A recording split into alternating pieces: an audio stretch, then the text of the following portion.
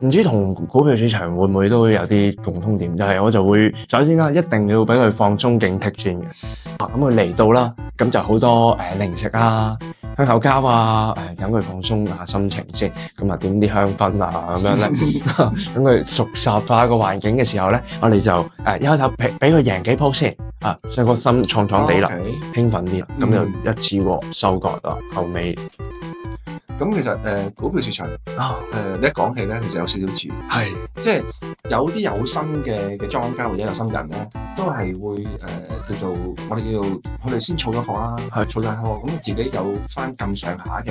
嘅股份嘅量數啦，咁佢哋會出消息啦，咁啊炒高個股價啦，咁啊到其他嗰啲人入咗去啦，咁突然間咧佢哋就贏到錢喎，收尾佢哋講喂，仲可以贏多啲嘅喎，佢哋開始慢慢就會大注咗咯。一大注咧，有機會我哋睇即係電影都知啦，睇新聞都知啦。最後尾就個股價突然間係最高位一撲就啪一聲跌落去，咁個班唔到。但係通常就因為之前大注咗咯。